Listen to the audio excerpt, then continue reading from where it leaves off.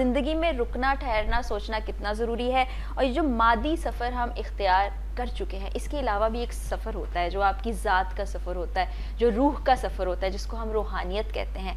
वो पर्दा किस वक्त हटता है, किस वक्त आप अपने अंदर झांकते हैं? कुछ लोग होते हैं जिनको बचपन से कहा जाता है बुढ़ी रूहें, जिनमें मैं भी शामिल हूँ। लोग कहते हैं ये तो बुढ़ी रूहें। तो कुछ लोग ज़रा देर में पहुँचते हैं। ये सफ़र के बारे में ज़रा प्लीज़ बताइए। फ़खार भाई बताएंगे जी। देखिए जी, मैं आपको बताता हूँ, चौसा जो होता है ना, वो होता ही मीठा है। वाह। कोई सफ़र इख्तियार नहीं किया जाता। ठीक है। मेरे हिसाब से सारे इंसान चौसे हैं।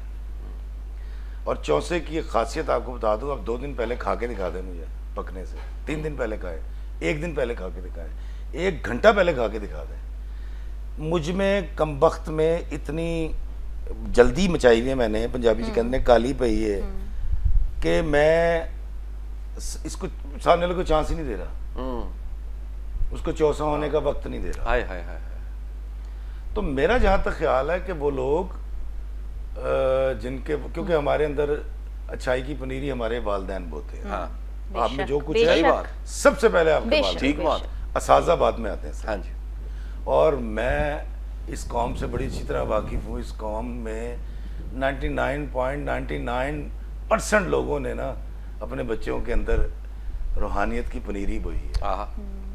ये तो उस वक्त बोई जाती है, आ जाती है जब हम कहते हैं ला इलाहा इल्लल्लाह मुहम्मद रसूलुल्लाह।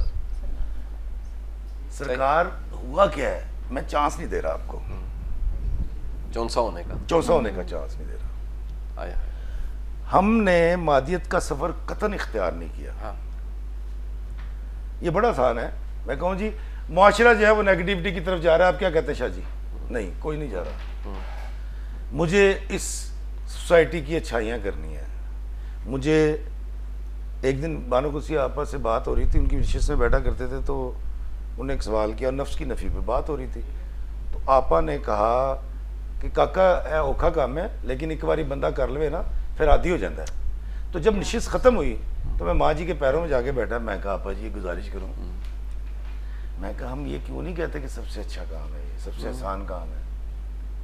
देखिए, मादियत का रास्ता छोड़ के आप दीन का रास्ता इख्तियार करेंगे ना, इखलाकियात का, तो ये कैसे मुमकिन है कि ताड़ी बेबे मेरी बेबे सानू किसी यब च नहीं पाती, किसी तकलीफ च नहीं पाती, सही, और सारी तकलीफें खुद ले लेती है। मतलब सुबह जब हम उठते हैं तो कपड़े इस्त्री होते हैं और नाश्ता बना हुआ होता है, स्कूल से वापस आते हैं खाना तैयार होता है, रात को कहकर सोते हैं बेबे को कि मुझे इतने बजे सुबह उठाना, और वो हमसे पहले उठ जाती है और जगा देती है। ठीक है यार, अल्लाह ताला हमें एक मुश्किल दिन देगा। बड़ी अहम बात है। कैसे हो सकता है, कैसे हो सकता?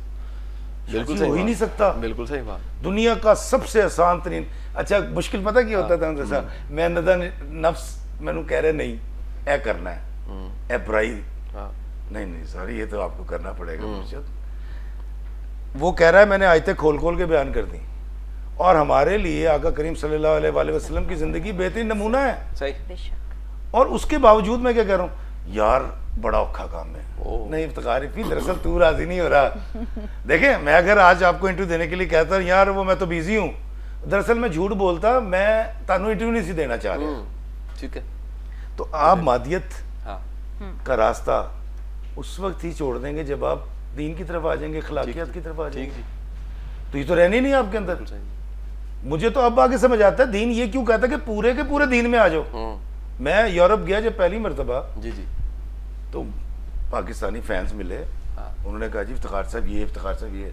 मैं कहा नहीं यार नहीं, क्यों? मैंने कहा यार मेरा रोज़ा है। उन्होंने कहा भी थोड़ी देर में खुल जाएगा। मैं कहा नहीं सर, मेरा पाकिस्तान जाके खुलेगा।